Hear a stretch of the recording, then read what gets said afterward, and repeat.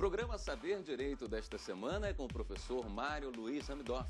O curso é sobre direito da pessoa idosa. Tem dúvidas sobre o assunto? Mande um e-mail para nós, saberdireito@stf.jus.br. E você também pode estudar pela internet, www.tvjustiça.jus.br. Eu sou Mário Luiz Hamidoff. Hoje vamos falar sobre o direito da pessoa idosa, trabalhando especificamente com documentos jurídicos, como a Constituição da República, o Estatuto do Idoso, e essa nomenclatura vai mudar, porque é pessoa idosa, né? Uma outra nomenclatura, a Lei 10.741, de 1º de outubro de 2003. Bom, o direito da pessoa idosa, invariavelmente, não começa com o Estatuto da Pessoa Idosa, e por isso nós vamos ter que trabalhar com algumas regras constitucionais. Mas é preciso, então, compreender o momento democrático em que isso foi estabelecido como uma ideia de uma reorganização do Estado democrático de direito que foi estabelecido no Brasil. Então, primeira noção que nós temos que ter a partir do direito do idoso é que toda essa constelação de regulamentações, direitos, obrigações, elas nascem, na verdade, com a Constituição da República de 1988. Artigos específicos relacionados à pessoa idosa. E daqui a pouco nós vamos conceituar o que é uma pessoa idosa. Mas um primeiro momento é saber que o artigo 229, especificamente o artigo 230, estabeleceu no Brasil uma nova cidadania, a cidadania da população idosa. Muito bem. O idoso, a partir do artigo 230 do Brasil, da Constituição da República do Brasil, passa a ser considerado um sujeito. Antes de ser mesmo sujeito de direito, ele é um sujeito datado, é um sujeito histórico. Existe dentro da organização jurídica política brasileira alguns status, algumas obrigações para que se possa reconhecer, e assim foi necessário posteriormente, como nós vamos ver daqui a pouco, a criação do Estatuto da Pessoa Idosa. A Constituição da República determina, então, que é obrigação não só da família, da sociedade, da comunidade, enfim, dos poderes públicos legalmente constituídos, o Estado, por assim dizer, é uma obrigação concorrente, solidária, para o respeito aos direitos da pessoa idosa. E, nesse sentido, a maior preocupação é a preocupação do amparo. Muito bem. O sujeito de direito, na verdade, é um alinhamento internacional que se faz das políticas públicas no Brasil com a área internacional. O idoso, a pessoa idosa, na área internacional, tem os mesmos direitos, semelhantes, mas que no Brasil, por uma adaptação à nossa realidade, nós tivemos que escalonar. Então, no direito da pessoa idosa, a Constituição da República faz um alinhamento internacional por opção política, através de adoção democrática de que existe uma nova cidadania. Então, é preciso entender hoje que o direito da pessoa idosa estabelece uma nova linha na subjetividade jurídica, ou seja, eu tenho agora que observar grupos de pessoas, classes, por assim dizer, segmentos sociais que são formados em razão de uma condição humana peculiar, a condição humana do envelhecimento. O envelhecimento é uma condição humana comum, natural a todos nós, e vai-se, ao longo do tempo, aproximando e limitando, estabelecendo limitações à capacidade de desenvolvimento de determinadas atividades sociais. Então, a participação ativa, digna, o protagonismo social vai depender muito, não só desta condição natural, dessa condição humana, mas também do estabelecimento de estruturas, de acessos diferenciados que o poder público passa a ser responsável. Então, antes do mais, era preciso que no Brasil se fizesse, então, uma profissão de fé, se estabelecesse no texto legislativo constitucional, no texto constitucional, não só primeira classificação como sujeito de direito, o idoso é um sujeito de direito, mas também, desde já, a proclamação de alguns direitos. É possível verificar, então, no artigo 230 da Constituição da República, no parágrafo 2º, que, por exemplo, é direito do idoso ao transporte coletivo, a gratuidade no transporte coletivo. Bastaria, então, agora, com base nesse direito fundamental, a regulamentação para o exercício desse direito. É por isso que o Estatuto do Idoso, e vejam, não foi logo após a promulgação da Constituição da República, somente em 2003, de 1988 até 2003, não havia uma regulamentação da matéria específica que foi estabelecido para que o idoso pudesse, então, ter plenitude do exercício dos seus direitos. Era preciso fazer outras convocações, era preciso utilizar outros instrumentos jurídicos. Mas, com a Lei 10.741, de 1º de outubro de 2003, foi estabelecido no Brasil o Estatuto da Pessoa Idosa, anteriormente chamado de Estatuto do Idoso, popularmente denominado Estatuto do Idoso. O que é um estatuto? Por que não se chama de código? Por que há essa diferença legislativa? Porque no estatuto se proclamam direitos, se proclama a subjetividade, regulamenta-se as obrigações que serão necessárias para o atendimento desse grupo de pessoas. Há agora o estabelecimento de regras claras no âmbito administrativo, no âmbito político e no âmbito jurídico.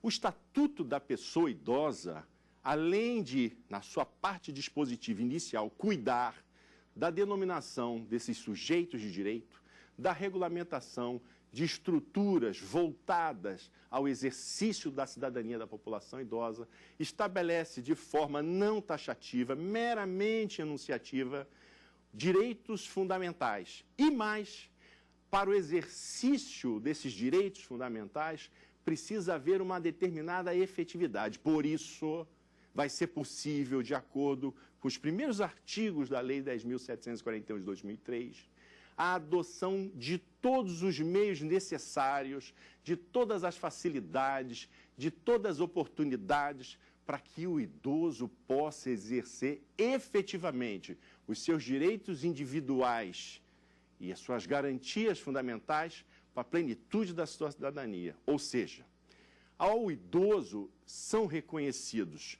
além de todos os direitos que devem ser reconhecidos à pessoa, também esses específicos que passam a constar do Estatuto da Pessoa Idosa. Por quê?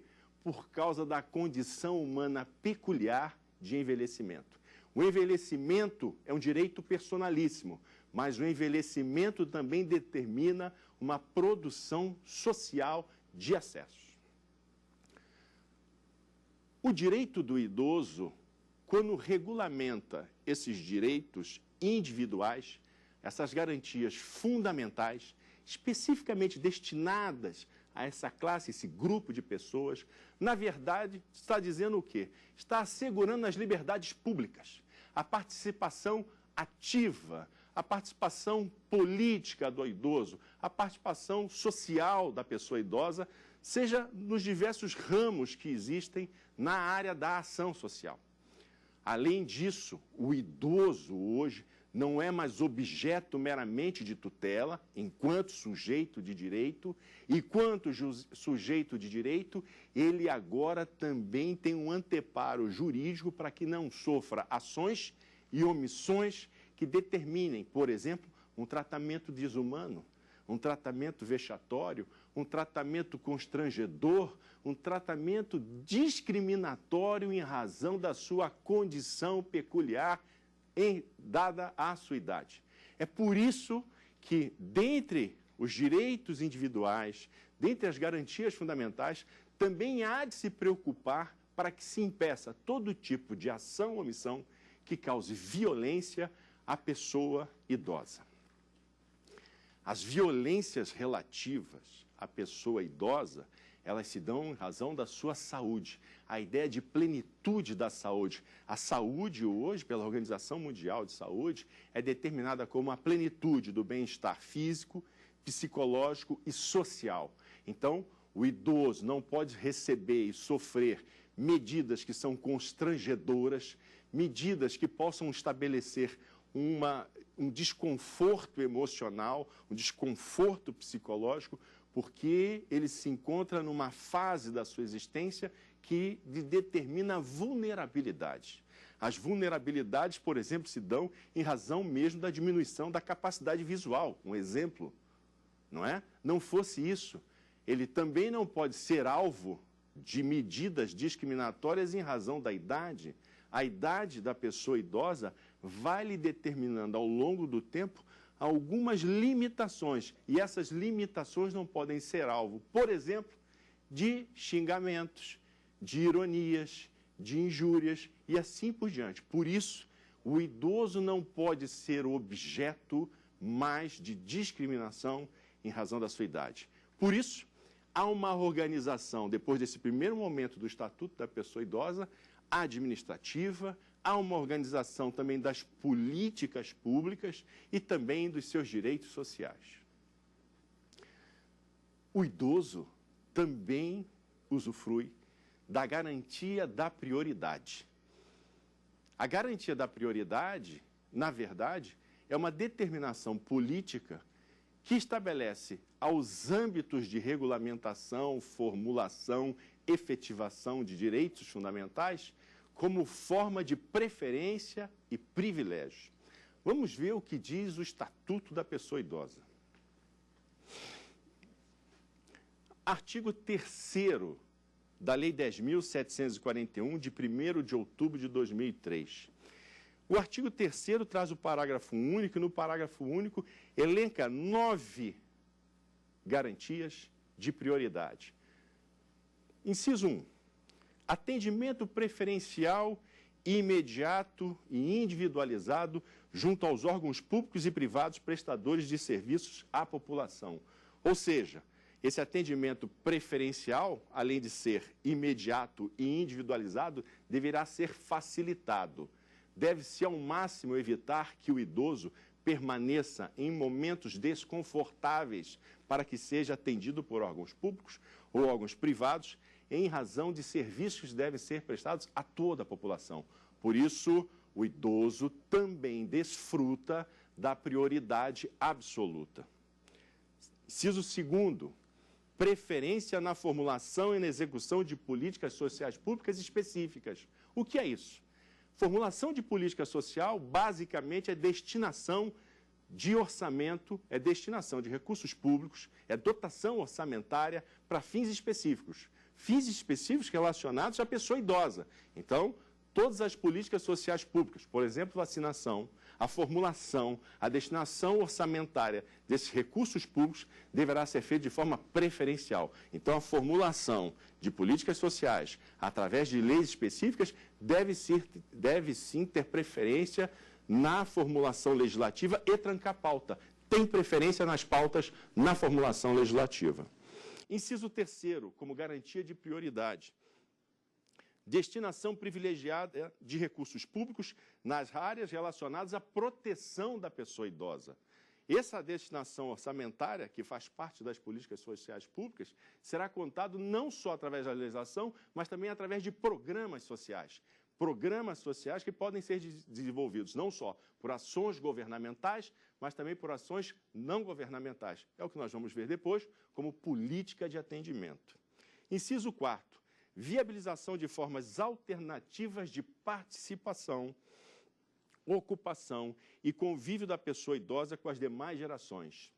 Ou seja, esta prerrogativa, essa garantia de prioridade, esta participação, essa ocupação, é uma ocupação democrática, é a valorização do protagonismo da pessoa idosa.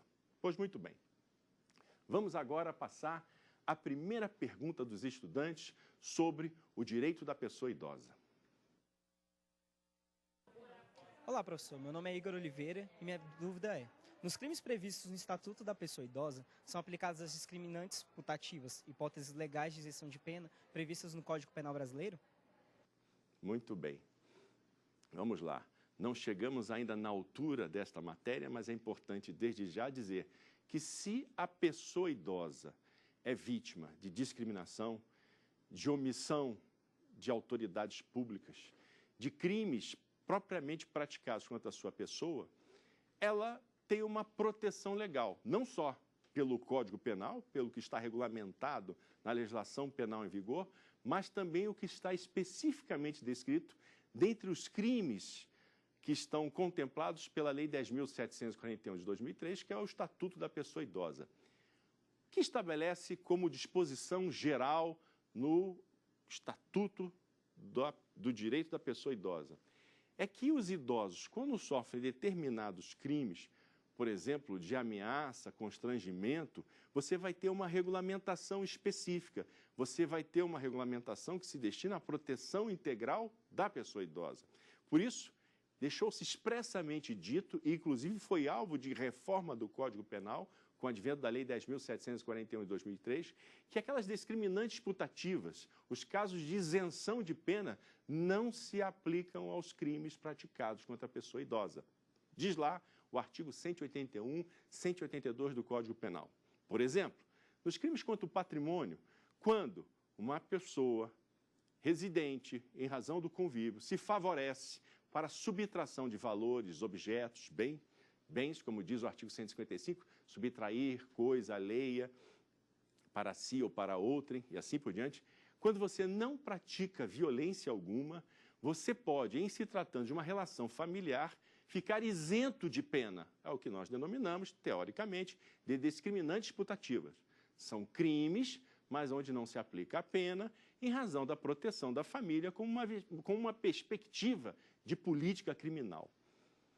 Objetivamente, respondendo à pergunta do estudante, do Igor, é preciso dizer que, quando uma pessoa se apodera de bens da pessoa idosa, quando se favorece da relação e o convívio familiar e subtrai valores da sua carteira, entra passo a passo dentro do quarto onde está o idoso, pega um objeto do idoso, subtrai da carteira dele sem ele perceber valores em notas, em moeda, pelo Código Penal, em relação, levando-se em consideração a relação familiar, uma relação de ascendência e descendência, ficaria isento de pena. Mas isso é vedado expressamente pelo Estatuto da Pessoa Idosa. Mais tarde, quando formos abordar os crimes relacionados à pessoa idosa, vamos voltar a falar sobre isso. Mas, desde já, Igor, fica a resposta para a sua pergunta. Especificamente, objetivamente, não se aplicam as discriminantes putativas para os crimes praticados contra a pessoa idosa. Ok? Continuando agora nas nossas prioridades, garantia de prioridades estabelecido no Estatuto da Pessoa Idosa. Vamos lá. Inciso 5. Priorização do atendimento do idoso por sua própria família, em detrimento do atendimento asilar, exceto dos que não a possuam ou careçam de condições de manutenção da própria sobrevivência. Ou seja, o lugar do idoso é na família, o lugar do idoso é na sua comunidade, o lugar do idoso é no orçamento público. A família do idoso precisa ter apoio institucional do Estado. O atendimento asilar só deve ser adotado quando não houver possibilidade alguma da manutenção do idoso no seio da sua família de origem. Como eu falei no início, a responsabilidade é de todos. Todos nós temos o dever de prevenir ameaças e violências à pessoa idosa. O idoso deve permanecer na sua família. E a família deve ter apoio institucional do Estado. Ponto. Bom, não sendo isso possível, porque o idoso não tem meios para prover a sua própria sobrevivência, a família dele não foi localizada ou identificada, aí sim cabe o atendimento asilar. E mais para frente, como formos falar das entidades de atendimento, da política de atendimento, voltaremos a falar sobre o atendimento asilar e suas características. Inciso 6º do parágrafo único do artigo 3º, continuamos na garantia de prioridade. Fala da capacitação e reciclagem de recursos humanos nas áreas de geriatria e gerontologia e na prestação de serviços às pessoas idosas. O que é isso?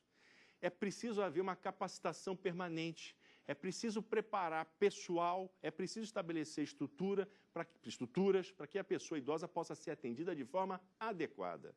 O que existe no Brasil são muito poucos profissionais na área de geriatria, no estudo, né? A gerontologia, o estudo da velhice, rapidamente assim conceituando, para podermos nos entender. E é preciso que essas pessoas sejam capacitadas, sensibilizadas, não só na dimensão jurídica, mas também na direção social, na dimensão psicológica, para um tratamento adequado, para uma abordagem adequada, porque o idoso não pode ser mais depositado. O idoso deve ter a sua atividade mental, física, intelectual estimulada. E, para isso, precisamos fazer capacitações permanentes, precisamos fazer reciclagem. As pessoas precisam ter apoio institucional para aprender como lidar com o idoso. Então, hoje, os cuidadores vão ter um curso específico na sua formação. Na enfermagem, nós vamos ter que ter um curso, uma disciplina, um cronograma específico de como atender a população idosa. Então, nós precisamos ter a garantia da prioridade na forma de capacitação e reciclagem. Inciso 7º do parágrafo único do artigo 3º. Estabelecimentos de mecanismos que favoreçam a divulgação de informações de caráter educativo sobre os aspectos biopsíquicos e sociais do envelhecimento. Nós falamos a partir de pulsões de vida. Nós precisamos falar também a partir das pulsões de morte. O envelhecimento não deve ser uma coisa triste. O envelhecimento deve ser um momento de vivências, de troca de experiências, em que o idoso possa ser contemplado por essas informações e ser, então, melhor compreendido na sua cidadania. É isso que necessita o idoso. Portanto, na divulgação das informações sobre o direito da pessoa idosa, eu devo levar em consideração os aspectos biopsicossociais, ou seja, tudo aquilo que nós falávamos sobre a saúde da pessoa idosa. A pessoa idosa precisa ter plenitude da sua saúde, não só física, não só moral, mas também social, moral psicológica. Por isso que é preciso compreender o idoso na forma de informações, por informações, que sejam informações corretas, que sejam informações detalhadas sobre essas características pessoais que ele leva em si ao longo da sua vida. O inciso 8º do parágrafo único do artigo 3º. Garantia de acesso à rede de serviços de saúde e de assistência social. Mais à frente vamos falar sobre a assistência social, que é um dos direitos individuais de cunho fundamental da pessoa idosa, mas desde já ele tem acesso, garantia de acesso. Na verdade, acesso à rede. A rede é esse conjunto de ações governamentais e não governamentais que as entidades direcionadas para o atendimento direto com a pessoa idosa ficam vinculadas entre si através de encaminhamentos. Então, chegou lá na Secretaria de Ação Social para fazer o atendimento do idoso, o idoso explica a sua situação, eles entendem que não é caso da assistência social, imediatamente, sem a menor burocracia, faz o encaminhamento do idoso, por exemplo, para o serviço local de saúde, o serviço municipal de saúde, a prestação de medicamentos que devem ser gratuitas, a de uso continuado e assim por diante. Contempla o idoso em todas as suas circunstâncias através de políticas públicas que são muito bem encaminhadas em forma de rede. A ideia da rede é de uma rede de proteção. Aqui, o acesso à rede de serviços de saúde como forma de proteção da pessoa idosa. Encaminhamos por último inciso, a última das garantias de prioridade que estão previstas no parágrafo único do artigo 3º, e diz lá, prioridade no recebimento da restituição do imposto de renda. Esta é uma inovação que foi trazida pela Lei 11.765 de 2008. Então, é, por óbvio, na forma de restituição do imposto de renda, que o idoso, porque nós já vamos ver isso lá na frente, isso aqui é uma compatibilização sistêmica do Estatuto da Pessoa Idosa. O que é isso? Se o idoso, como nós vamos ver lá na frente, ele tem direito à prioridade na tramitação dos processos administrativos e judiciais, é uma forma procedimental a restituição do imposto de renda, logo ele também tem a preferência da restituição. Então, a ideia da prioridade no recebimento da restituição do imposto de renda é uma compatibilização sistêmica dentro do Estatuto da Pessoa Idosa. Muito bem. Como nós vimos, o Estatuto da Pessoa Idosa estabelece direitos individuais que são diferenciados para a pessoa na condição de envelhecimento. Até então, falamos da pessoa idosa e não cuidamos, por exemplo, da sua conceituação normativa. E é preciso tomar cuidado porque isso estabelece alguns graus na subjetividade jurídica relacionada à pessoa com idade igual ou superior a 60 anos. A pessoa idosa no Brasil, para efeitos do Estatuto da Pessoa Idosa, é considerada aquela que tem idade igual ou superior a 60 anos. Contudo, nem todos os direitos, benefícios, gratuidade, descontos são atingidos a partir dos 60 anos. Então, nós temos categorias de pessoas idosas que nós temos que fazer distinção. Então, nós temos uma classe, a pessoa idosa, nós temos uma nova cidadania da população idosa, que é toda pessoa com idade igual ou superior a 60 anos. Mas, por exemplo, para a garantia da gratuidade, para o exercício do direito à gratuidade, para o benefício da gratuidade nos transportes coletivos interestaduais, como vamos ver daqui a pouco lá na frente, só a partir dos 65 anos. E, às vezes, é igual ou superior a 65 anos, e, por vezes, maiores de 65 anos. Então, a lei, principalmente nas alterações legislativas, não tomou cuidado, o legislador, ao estabelecer limites concretos, certos, igual ou superior a 60, superior a 60, igual ou superior a 65 ou superior a 65. Então, estabelece categorias de gratuidade, categorias que têm direito a acesso a determinados benefícios ou não.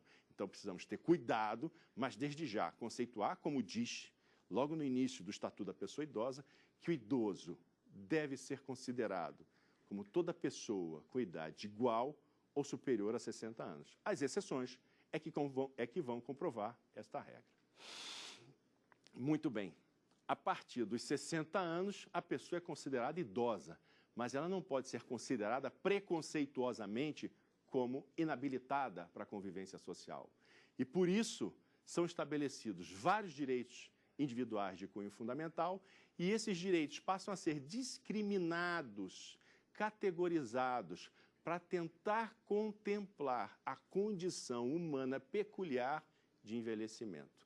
É por isso que, a partir de agora, acompanhando par e passo cada um dos artigos que levam o Estatuto da Pessoa Idosa como declaração de um direito próprio à pessoa, nessa condição de envelhecimento, é que nós vamos estudar o direito à vida, o direito ao transporte, a prestação social, a assistência social, a previdência social e assim por diante, ok?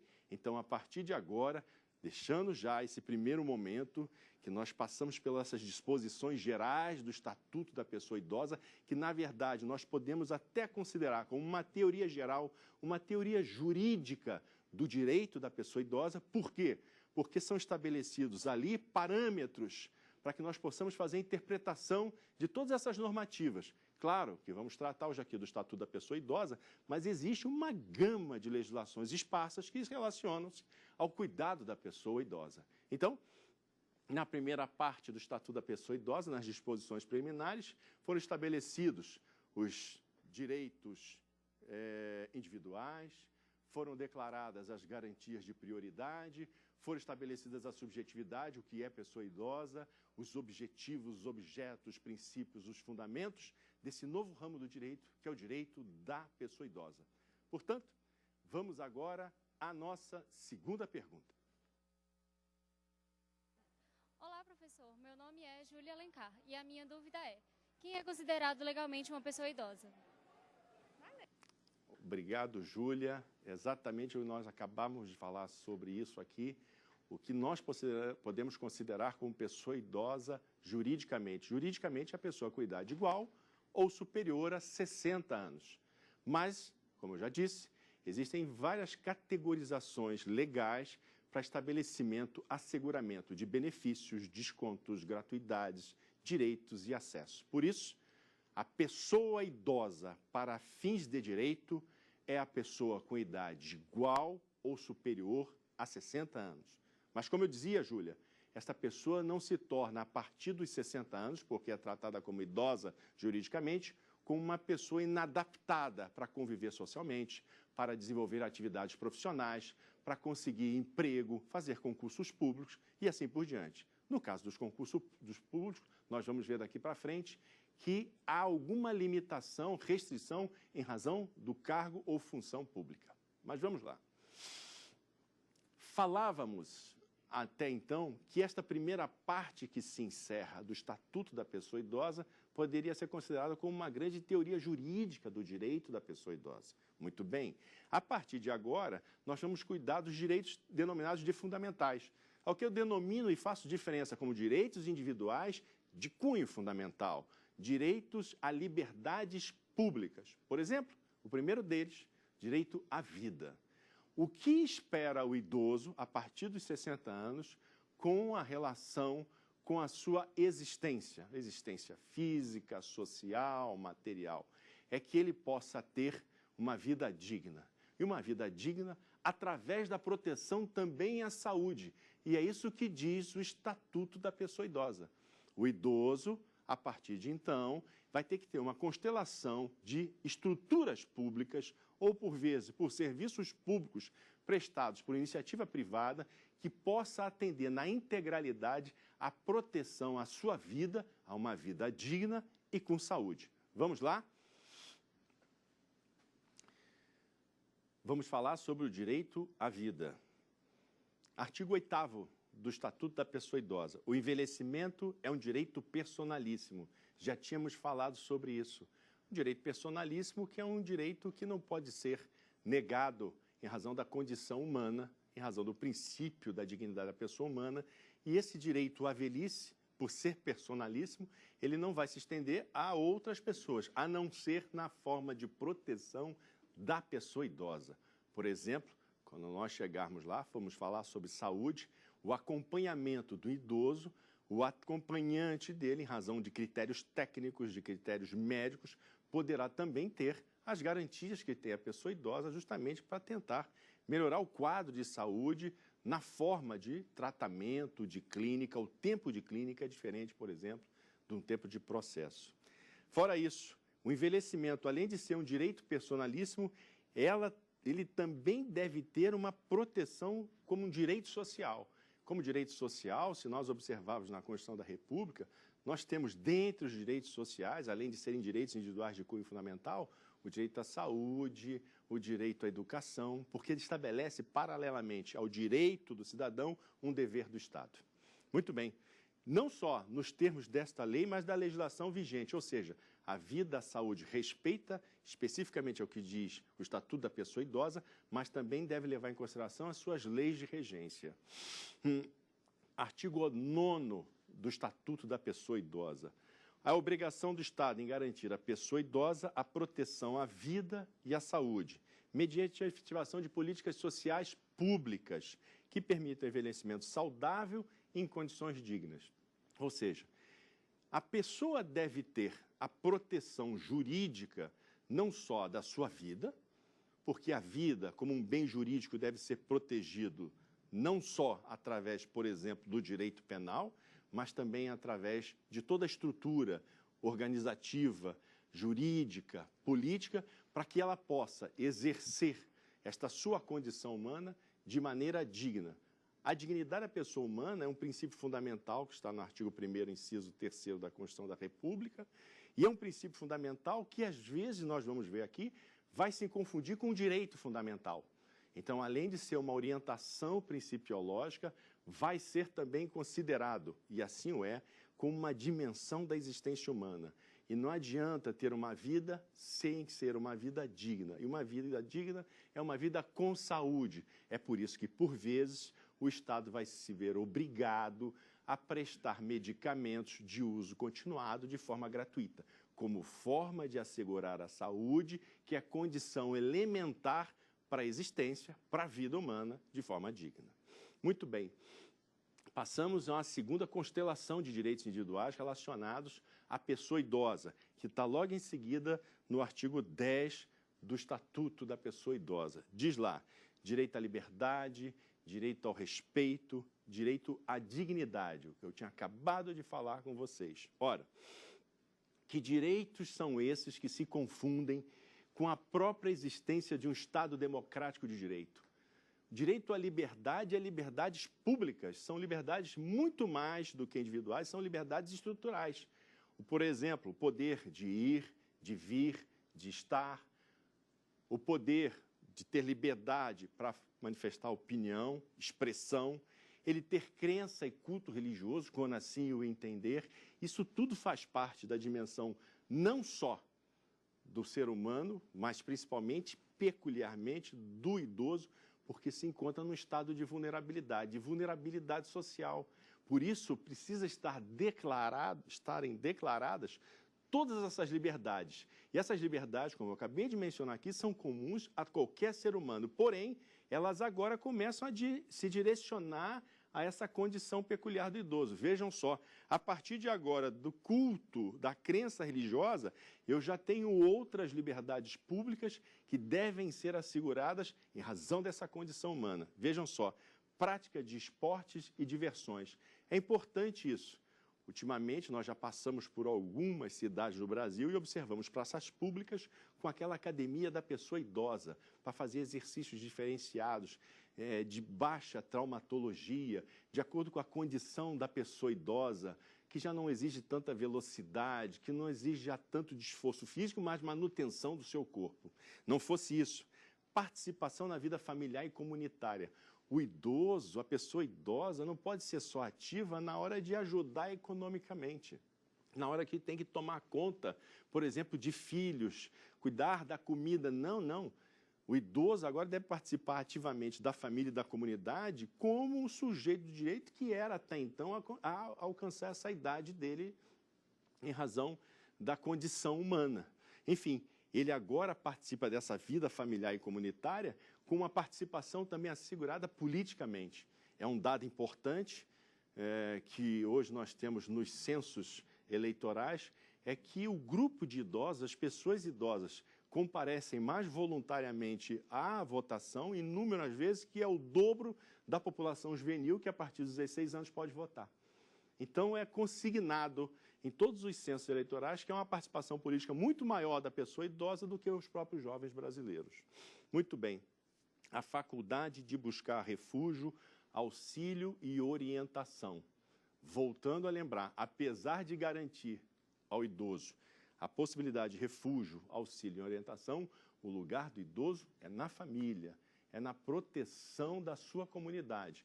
E em casos graves, que ele esteja ameaçado em suas liberdades individuais, é que ele pode buscar esta garantia para manter a sua liberdade política, social, individual. Direito ao respeito do idoso. O idoso não pode ser discriminado em razão da sua condição de envelhecimento. Toda ironia pode se caracterizar como uma injúria. E se o idoso for injuriado em razão da idade, além de ser crime, também pode determinar medidas administrativas e cíveis, indenizatórias. Diz o parágrafo 2º do artigo 10. O direito ao respeito consiste na inviolabilidade da integridade física, psíquica e moral, abrangendo a preservação da imagem, da identidade, da autonomia, dos valores, ideias, crenças. Então, não pode ser ridicularizado falando, você é uma pessoa antiga, você está desatualizado. Aliás, nós vamos ver mais tarde que a forma de inclusão social do idoso se dá com cursos e universidades que devem ser abertas, os currículos devem ser modificados. E tudo isso vem com base na orientação desses primeiros direitos, são direitos individuais vinculados à pessoa idosa. Muito bem, nos encaminhando mais agora ao final sobre o direito individual à dignidade. Já havia dito que no parágrafo 1º, inciso 3º da Constituição da República, já está consignado como princípio fundamental o princípio da dignidade da pessoa humana. E essa dignidade que trata aqui o parágrafo 3º do artigo 10 do Estatuto da Pessoa Idosa, é um princípio ou é um direito? Aqui trata-se de um direito. A dignidade aqui é a manutenção de uma condição moral da pessoa idosa. Diz o parágrafo 3º, que é dever de todos, zelar pela dignidade do idoso, fazendo com que? Fazendo que ele fique a salvo de qualquer tratamento desumano, vexatório, discriminatório, violento, cruel. Então, a pessoa idosa não pode mais, hoje em dia, ficar amarrado ao pé de uma cama, tenha um cachorro para tomar conta para que ela não saia de determinados locais, porque ela perambula, porque ela tem uma redução da sua capacidade psíquica. Ele deve ter um tratamento de acordo com essa sua condição, porque o idoso, além das incapacidades normais, naturais, próprias do envelhecimento, ele pode também ter uma incapacidade que é limitante, física, psíquica e socialmente. Por isso é importante declarar que o idoso tem o direito fundamental à dignidade. Deixa de ser uma orientação principiológica baseada no humanitarismo e passa a ser considerado agora um direito individual. Por quê? Quando eu estabeleço como direito individual, o Estado tem a obrigação de estabelecer estruturas, no mínimo, apoio institucional às famílias e à pessoa idosa para que ela possa gerir a sua vida. Bom, vem agora uma situação muito delicada que é relacionada aos alimentos. Os alimentos são direitos individuais de cunho fundamental a serem assegurados à pessoa idosa. Quem deve prestá-los? Se nós observarmos a Constituição da República, como conversamos no início, vamos verificar que no artigo 229 nós temos uma regra relacionada e que orienta toda a questão relativa a alimentos. Diz lá, os pais são responsáveis pela criação, pela assistência e pela educação, contemple-se aqui também os alimentos, em relação aos filhos menores. E na velhice, os filhos capazes são responsáveis pelo amparo à pessoa idosa. Aqui está a origem da relação alimentar. E para a pessoa idosa é muito mais sensível, porque o binômio necessidade e possibilidade do pagamento de alimento é agregado por um outro elemento, o da proporcionalidade. E por que se agrega esse novo elemento da proporcionalidade? Porque o idoso ele também vai poder optar sobre os prestadores dos alimentos. Mas se eleito um prestador do alimento para o idoso, ele deverá fazer de forma proporcional aos demais coobrigados. Vamos rever isso tudo? Os alimentos orientam-se pela aplicação de uma regra: proporcionalidade, necessidade e possibilidade. E essa possibilidade é daqueles que têm o dever legal de prestar alimentos. Contudo, ela fica reorientada pela proporcionalidade. A partir do momento em que o idoso possa optar entre os prestadores, o prestador deve prestar-lhe alimentos, mas proporcional aos demais coobrigados. Vamos, por isso, à nossa terceira pergunta. Olá, professor. Meu nome é Juliana Mioranz e a minha pergunta é: o pagamento de benefícios previdenciários efetuado com atraso será atualizado? Boa pergunta, Mariana. Exatamente essa a questão relacionada à Previdência Social. O que diz a Previdência Social? Se por motivo da Previdência Social houver atraso na prestação da aposentadoria ou da pensão por culpa da Previdência Social, este pagamento deverá ser atualizado de acordo com os reajustes estabelecidos pela Previdência Social, para também rever todo o pagamento dos demais benefícios sociais. Por isso, quando a Previdência Social der causa ao atraso de aposentadorias e pensões, o pagamento deverá ser reajustado, atualizado de acordo com os índices oficiais. Muito bem, continuando nesta área, né, de proteção, a Previdência Social não deixa de ser também um direito individual de cunho fundamental assegurado ao idoso, mas principalmente falando ainda sobre alimentos, nós temos que perceber que, por vezes, o idoso não tem o familiar para prestar alimentos, o idoso não fez a contribuição previdenciária, ele não pode ser atendido, então, por aposentadorias ou pensões, e o idoso, então, é encaminhado, quando ele não tem condições econômico-financeiras para o atendimento das suas necessidades vitais básicas, à assistência social. A assistência social passa a ser, então, um novo direito individual de cunho fundamental. O acesso à assistência social do idoso vai assegurar ao idoso uma parcela, uma pensão, um benefício mensal de, no mínimo, um salário mínimo, ou seja, um salário de referência, para que o idoso possa ser contemplado também por políticas sociais. E nós vamos ver depois, no caso de asilamento, no caso de abrigamento, no caso de acolhimento, as entidades de atendimento poderão também receber parte deste benefício previdenciário, do benefício, não só do benefício previdenciário, mas também da assistência social, até o limite, nós vamos ver daqui a pouco, de 70% como forma de participação do idoso e também entidades filantrópicas. Mas, desde já, fica vinculado à ideia alimentar, o direito do idoso a alimentos, a opção a escolher os prestadores e, na falta desses prestadores, ele poder se valer também da assistência social. Por isso, nessa primeira parte relacionada a alimentos, nós vamos usar a legislação civil. A legislação civil. Não há uma regulamentação específica procedimental relacionada ao Estatuto da Pessoa Idosa, mas na legislação civil, processual civil, nós temos os procedimentos específicos e assim deverá ser desenvolvida a tutela. A pretensão vai ter que ser deduzida de acordo com a lei civil, a processualística civil, inclusive com antecipação de algumas medidas como forma de preservação do direito fundamental a alimentos. Vamos lá.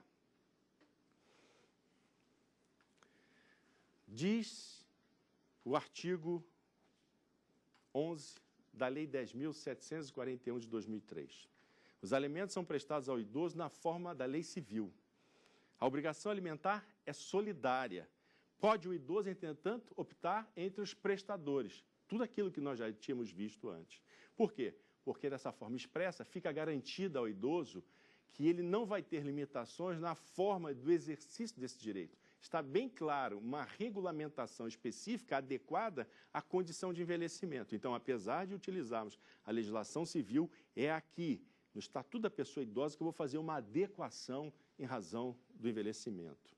Artigo 13, as transações relativas a alimentos. É muito importante isso aqui. O Ministério Público e a Defensoria Pública poderão celebrar acordos entre o idoso, seus familiares, curadores, para prestação alimentar. Isso pode ser feito na Promotoria de Justiça ou no Gabinete do Defensor Público. É importante, porque a legislação específica, o Estatuto da Pessoa Idosa, dá uma natureza jurídica para a celebração desses acordos. Esses acordos passam a ser títulos executivos extrajudiciais. E isso é importante, porque eu elimino uma fase cognitiva e acelero para que possa prestar atenção a alimentos ao idoso através da execução. Então, quando se vai até a Promotoria de Justiça, até a Defensoria Pública e se faz um acordo sobre alimentos, o idoso já tem um título. E com aquele título ele pode imediatamente executá-lo como forma de atendimento integral e imediato a alimentos. Ele pode desenvolver isso porque a lei o garante e evitando a prática cognitiva para estabelecer o percentual, discutir valores, porque apesar de usar a legislação civil, eu posso utilizar de forma adequada o Estatuto e isso é relevantíssimo. O Ministério Público e a Defensoria Pública serem referências na área do idoso, não só para políticas públicas, mas também para medidas liminares, para medidas cautelares, para medidas de emergência que atendam às necessidades vitais da pessoa idosa. Não fosse isso, Lá o artigo 14 põe no lugar a solidariedade entre os familiares, a responsabilidade de todos na prestação de alimentos para a pessoa idosa. Diz lá, se o idoso e seus familiares não possuírem condições econômicas de prover o seu sustento, impõe-se ao poder público esse provimento no âmbito da assistência social. Então, os familiares são convocados e aqui não se está estabelecendo o grau de parentesco. Há um serviço, nós vamos ver mais tarde na política de atendimento, que eu devo identificar e localizar parentes. E esses parentes são chamados à ordem para que prestem alimentos. E quando eles não puderem prestar alimentos, celebrar acordo no Ministério Público ou na Defensoria Pública, quando esgotar todas as medidas possíveis, então eu caminho para assistência social. E isto demonstra o que foi dito na Constituição da República, na Política Nacional do Idoso, da responsabilidade solidária entre a família, a sociedade e o Estado. Direito à saúde, artigo 15 do Estatuto da Pessoa Idosa. A saúde do idoso tem como destinação atenção integral. O que é atenção integral? Você tem que prestar atenção à saúde, o atendimento à saúde, primeiro, a nível ambulatorial. E neste nível ambulatorial, que tenha tratamento adequado, geriátrico, gerontológico. Fora isso, quando você tem um tratamento integral à saúde da pessoa idosa, você não só vai oferecer o tratamento, a clínica, o tempo de clínica, mas também medicamentos, também próteses, também órteses. Por isso que a atenção integral à saúde do idoso vai levar em consideração não só a sua condição biológica, mas também psicológica e social, diz o artigo 15. É assegurada a atenção integral à saúde do idoso por intermédio do Sistema Único de Saúde. Então, nós temos um nível hierarquizado, não é? Esse nível hierarquizado ele é regionalizado e, por isso, o acesso é universal e igualitário. Esse acesso universal e igualitário é desenvolvido através de um conjunto articulado de ações governamentais e não governamentais, ao que nós denominamos de uma política de atendimento integrado à saúde do idoso. Obrigado nesse primeiro bloco e voltamos daqui a pouco. Tem dúvidas sobre o assunto? Mande um e-mail para nós, saberdireito@stf.jus.br. E você também pode estudar pela internet, www.tvjustiça.jus.br.